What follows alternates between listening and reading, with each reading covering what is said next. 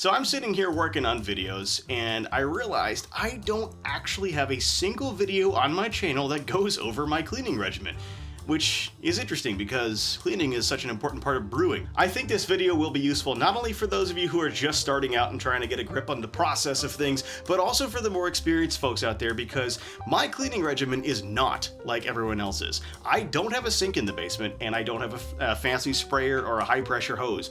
I am doing everything without those tools and it still works out very well, and I can still clean in place entirely. So let me show you how I go through that process in more detail. So here's an example of when I finished up a really pretty intense brew day. Lots of debris inside the kettle and in the rest of the brewing system, all over all of my equipment for the most part. So the first thing I'm going to do is, if I have access to it, like during the warm months, I'm going to spray everything down with my garden hose. This is a standard water pressure hose. It's nothing too extreme, but I do have a little attachment on the end of it that can make it into a jet stream. I'll just quickly blast out the inside of my counterflow chiller until I see the green hop debris stop coming out the other end. Then I'll let it drain out naturally, and then I'll do the exact same process from the opposite side of it. After that, I'll blast out the pump, again going in both directions, blast off all of my spoons and hoses and stuff, and then blast off the kettle itself as best as I can get it. This is cold water, so it's not going to be very effective, but it will get some of the bigger chunks off, and it does help a lot to get as much of the solids taken care of before you start adding your cleaner.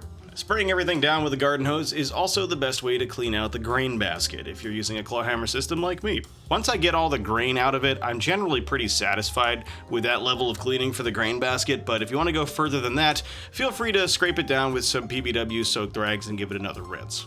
If it's the winter though, and I can't use my outdoor hose, then I actually am going to use my Riptide pump and hook up a recirculation to blast out any solids with a high pressure stream from the pump. Once everything has been blasted out, then I will take everything down to the basement and set it up for a clean in place.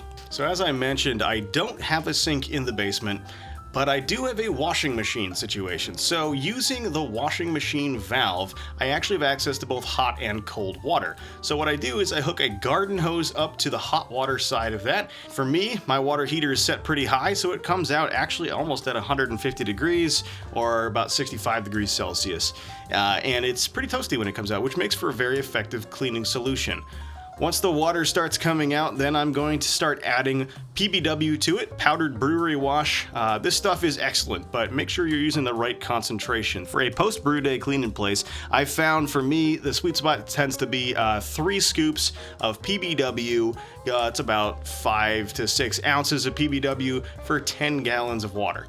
It's actually a little bit below the recommended concentration for this application, but I've also already blasted off a lot of the solids. So as I'm filling it, I'm going to hook up my system to be the exact same configuration that it was when I was transferring into the fermenter. So that way I'm passing hot PBW mixture through all of my tubing, through my pump, through my chiller, and any other thing that happened to touch wort during the brew day. And I'll do this and recirculate as the kettle is filling. Once the kettle is full, I'll let it sit and recirculate for a few more minutes, but then I'm going to hook up a special hose attachment. A simple female garden hose disconnect to hose barb attachment is all you need on one end of a piece of tubing, and on the other end add a quick disconnect to hook up to your system, and suddenly you can attach a garden hose to your tubing structure. So by doing this, then I can actually pump out directly from my kettle and pass all of that hot PBW into my washing machine drain pipe.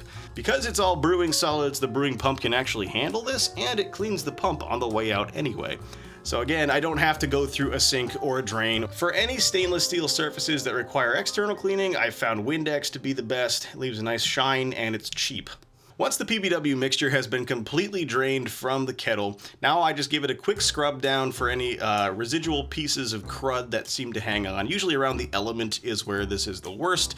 So I'll just take that scrubbing pad and work around the element, trying to get in all of the cracks, and then also try to get in all of the portholes as well. And then if there's any kind of residual stuff sticking around on the edge of the kettle, I'll just quickly scrub it down with enough of a PBW soak. This stuff comes off really, really easily. It's like wiping it off. Then I'll start running hot water back into the kettle again from the garden hose from the laundry machine hookup. And I will send that hot water around the kettle, try to blast off any remaining pieces and fill it up with hot water and completely do the cycle over again, just without PBW this time. This hot water rinse will rinse through all the pump parts, all the tubing, the chiller and everything. You can repeat the process with another rinse if you wish to. I found that's not always necessary though. A good way to test if there's no more PBW residue on your equipment is to dip your fingers in the water and rub them together, and if they don't feel slick, then you are pretty much good to go. There should be no PBW residue left in your system. Once that last rinse is complete, I'll drain the kettle, again pumping it into my washing machine drain, and then make sure the entire system is left to air dry. And this is very important with all of the valves in the open position. If you close ball valves, sometimes that can lock moisture inside of them, and in an environment like a basement like I brew in, that's just asking for mold to develop. So make sure you're leaving all your valves open. And after that, my system is looking pretty clean, and I'm very happy with the way it's done. This whole process takes me only about half an hour after a brew day, and has been significantly easier than hauling all of my equipment up 2 flights of stairs to go clean it in the kitchen sink. I can't stress it enough, guys. Cleaning is one of the most important parts of brewing overall. Sanitation is very important as well, but sanitation can't take place if the equipment's not already clean. You can't sanitize clumps of dirt and crap because it doesn't work like that. Sanitizer is for killing microbes. Cleaning is for getting all that junk out of your system in the first place. So that's why this process is very important. The cleaner your equipment is, the better your beer will taste and the better your process control will be. And at the end of the day, that's really the heart of making good beer.